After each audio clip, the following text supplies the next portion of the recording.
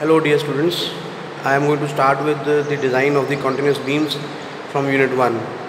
You can see that first is let us start with first is the effective span.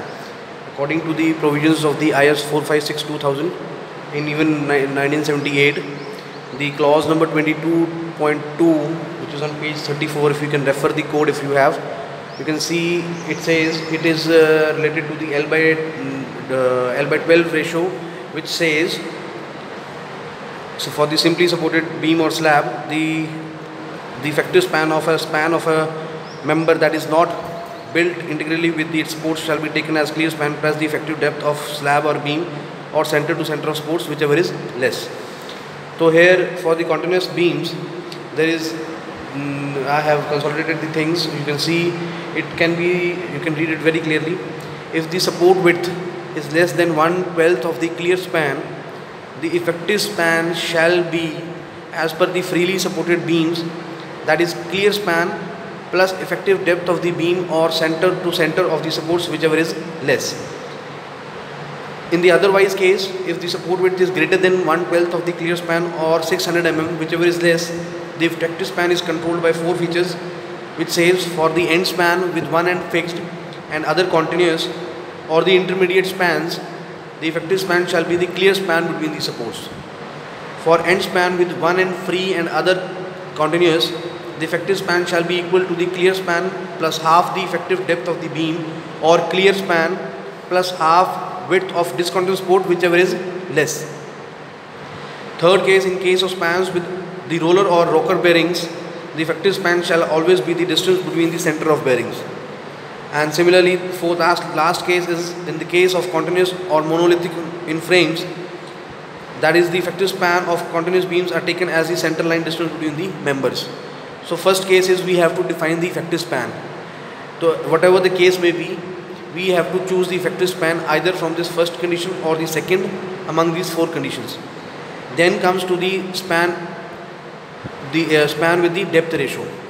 Now this depends upon the vertical deflection limits and the clause number 23.2 of the code. It says control of deflection. You can refer to this code. There you will find the clause number 23. It is on page 37 of the code. That is clause number 23.2.1, which says the vertical deflection limits may generally be assumed to be satisfied provided the span to depth ratio shall not be greater than the respective values. So there are 3 values in the code. First one is the cantilever beam. It should not be greater than 7. For simply supported, it should not be greater than 20. For in our case, in the continuous beams, it should not be greater than 26. So this is the controlled formulation, that span to depth ratio should not be greater than 26. Also it says for spans greater than 10 meters, the value is multiplied by the ratio 10 by span in meters.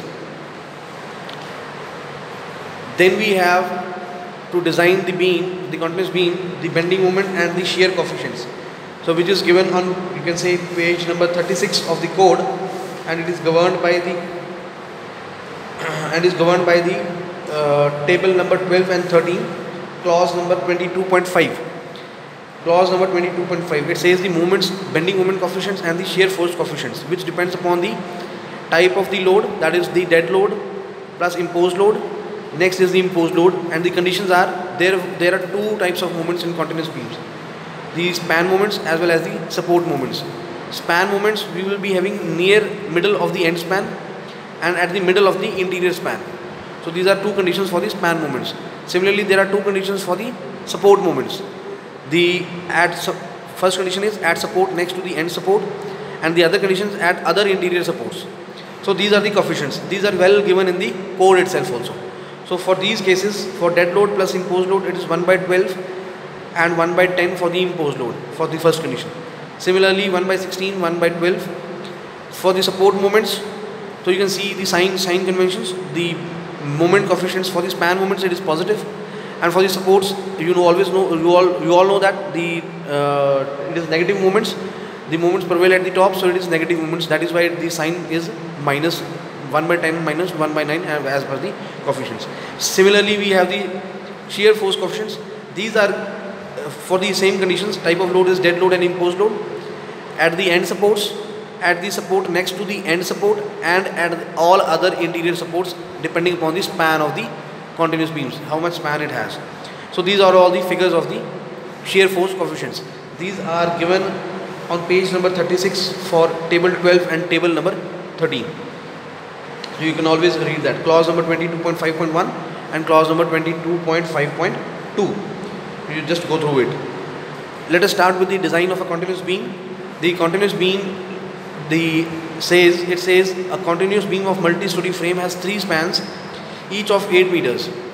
The characteristics dead load is given to us as 10 kN per meter and the characteristics live load is also given to us as 15 kN per meter. Design the critical sections of the beam and sketch the details of the reinforcement using limit state method. Respectively, the grade of concrete and steel are M20 and Fe415. So first step is the data. The first is the effective span, that is L is equal to 8 meters. Dead load has been given to us as 10 kN. Live load is 15 kN. FCK is the characteristic strength of concrete, that is 20 for M20. Similarly, characteristic yield strength of steel is 415 for Fe415 steel. Cross-sectional dimensions. So to start with, we will consider the cross-sectional dimensions from that the span where it was given to us from the limit states of deflection. As we have seen earlier, it is span to depth ratio. Span to depth ratio should not be greater than 26. So this is according to the vertical deflection limits. But there is another consideration, that is limit states of serviceability. Limits of serviceability, it controls that it should the practice says it should be something higher. So span to depth ratio has been taken as initial as value of 10. So if the L is 8 meters and this ratio is, so we can get the depth of the beam. So at the initial stage for these to start with the design, it has been assumed as 800 mm. That is the cross-sectional depth. So if we assume the overall depth something higher, so for this case particular design, it has been taken as overall D, capital D as 900 mm. The effective depth small d 50 mm as the clear cover, so it comes out to be 850 mm. So width has been adopted 300 mm. The effective span to depth ratio, so support width we get as 300 mm. Now there is one thing more. Now for the first case, as we have discussed, effective span to depth ratio. Now we will calculate this ratio, span to depth ratio with respect to 12. So effective span by 12 gives us 641.66. So this has to be compared. This has been calculated with respect to L by 12. So therefore effective span gives us, as it is less than whatever we have assumed 850. So therefore effective span is defined from the first case, which says it is the clear span plus effective depth of the beam or center to center of supports, whichever is less. So if you substitute the values, clear span is 7.7 plus effective depth of the beam we have assumed as 850 mm or center to center between the supports, whichever is less. So 8 meter has been given us in the question itself. So this comes out to be 8.55 or 8 and whichever is less. So 8 is less. So therefore we have fixed our effective span as 8 meters. Next step is the loads. When you go for the loads, first ever the load is self weight of the beam. Section has been defined to us, that is 900 mm into 300 mm. 25 is the unit weight of concrete. So this gives us 6.75 kN per meter. Similarly, dead load of the beam, it has been defined as 10 kN per meter. So total dead load comes out to be 16.75 kN per meter. When you go for the factored design load, you have to multiply it with a factor of safety, that is 1.5. So you get it as 16.75 into 1.5, that is 5.125 kN per meter. Similarly, live load is 15. We multiply it by the factor of safety 1.5, so you get it as 22.5 kN per meter. So design, bending moment and shear forces. Just before this, I have discussed the clause number 22.5, which gives us, I show you now in the code itself also. So this is table number 12, this is table number 13, and you have your coefficients we have discussed earlier on in this starting case. So when you see that the critical case is the bending moment for the interior supports next to the interior at the end support, you see it is 1/10 and 1/9 and the negative moments. So when you combine this for dead load as well as the live load, we get this value as 20.8 kilonewton meters. Similarly, you can calculate the positive bending moment, and for the positive bending moment, you see the critical factor is 12 and 10. So when you substitute the values, you get this as 278 kilonewton meters. So this way you can calculate the critical moments, positive and the negative moments as well. Similarly, we can calculate the values of the shear forces. The critical shear force, the critical case is 0.6 times. You can see that here the combination of it is at the support next to the end support, outer side as well as for 0.6 and 0.6 values. So this gives me 22.8.6 kilonewtons the shear force when you substitute the values. Then we have to compare it with the limiting moment of resistance. When you go to the annexure of the code, that is page number 96, annexure G, where it gives us the moment of resistance of rectangular and T sections. So you see that the critical moment, that is MU limiting, it is defined as 0.36 XU max by D, bracket starts 1 minus 0.42 XU max by D into BD square FCK.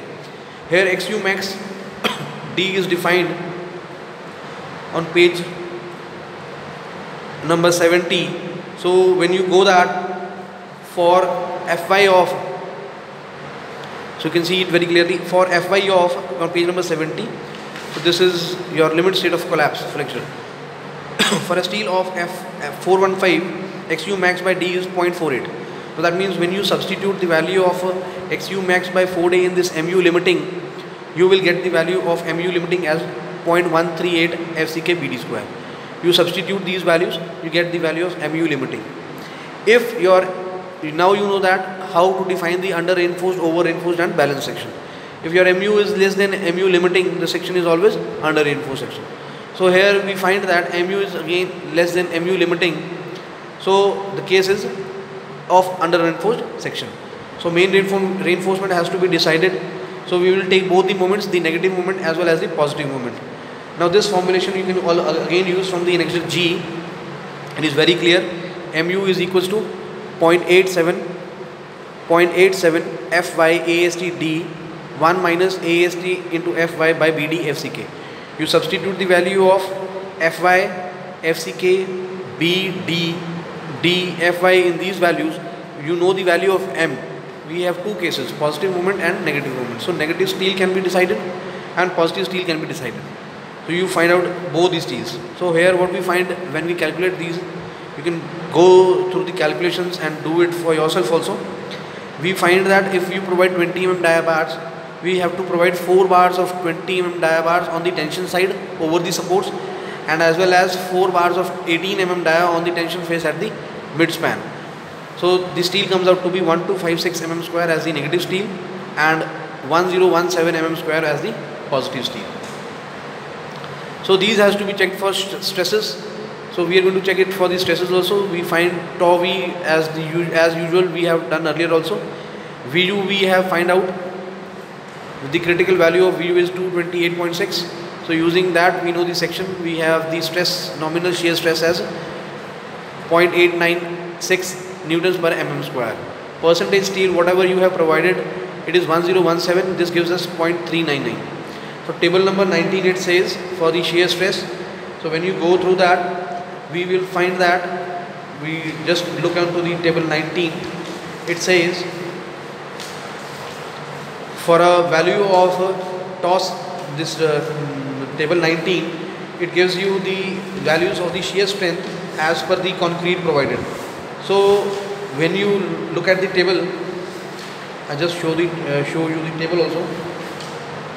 It is on page 73 of the code.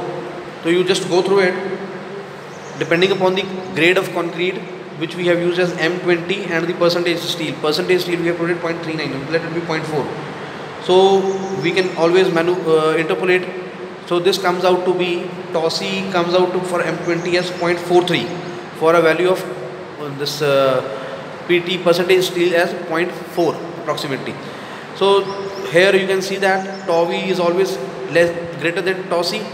So that means the shear strength has to be, the shear steel reinforcement has to be provided. To provide the shear steel, it is given for the clause number for 40.4 on page 72, design of shear reinforcement. So design of shear reinforcement, it says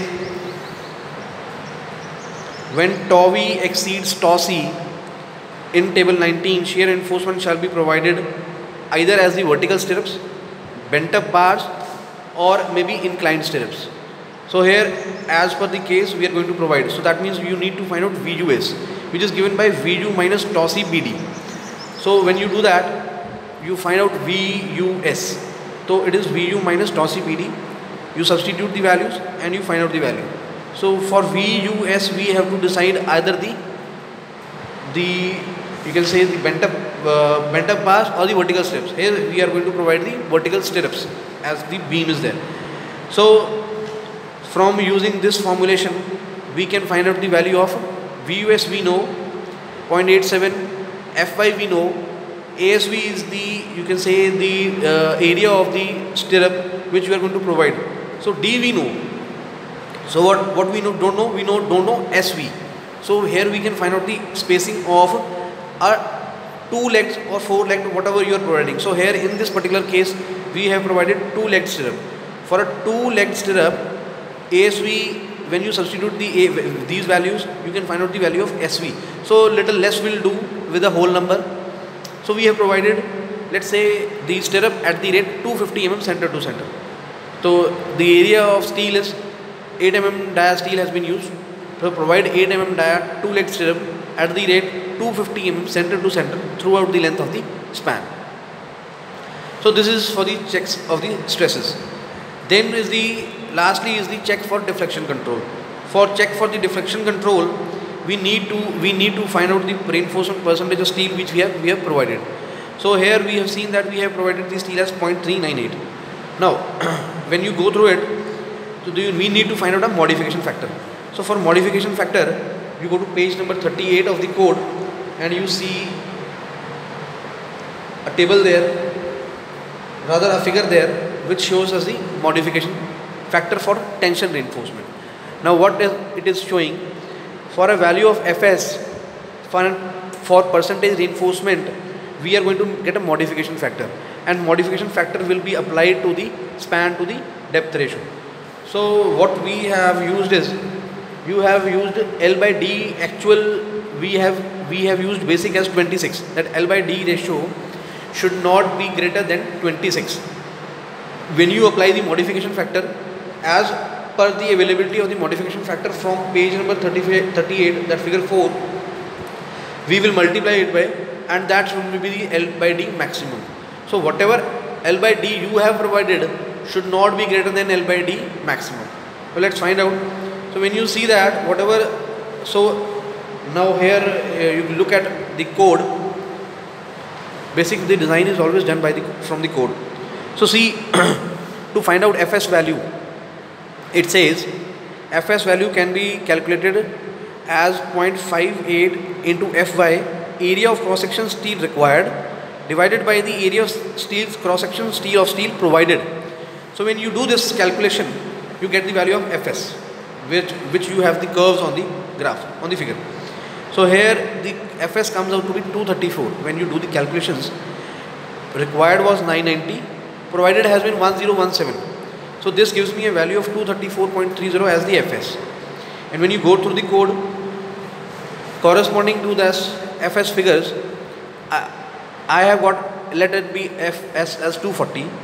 So percentage steel was 0.4. So it was little less than that. So upper value has been used. So I have used this value. This value is 1.4. So my modification factor will come out as 1.4. So I will multiply L by D ratio by 1.4 and I will get it this value as 36.40. So now LD actual is, L is your effective span 8000, D is the effective span, that is 850, which comes out to be 941. So you are much lesser, safer than, it is less than 36.4 which you got maximum. So that means the deflection are within the safe permissible limits. So last step is we can draw the reinforcement diagram.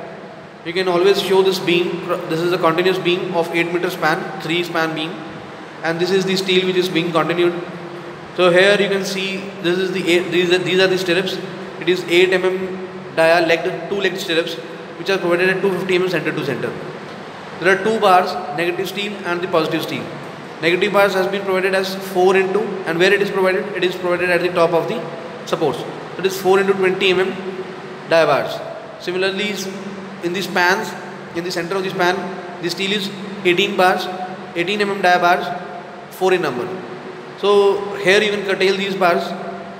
For the upper cases, you can provide 2, but at the center, at the supports, it has to be 4. So this is one of the cross section cut at this. So they have provided 4 bars continuously for throughout the 24 meter span. So 4 bars of 20 mm at the top. This is the cross section. 2-legged stirrups. This is the 4 into 18 bars negative steel, or the positive steel, which is provided at the bottom of the continuous beam. And this is the cover. So this is the basic design of a continuous beam which can be done. So these are the few pages which will be requiring it while the designing of the continuous beam. So with this we finished with this particular topic of design of the continuous beam. Thank you.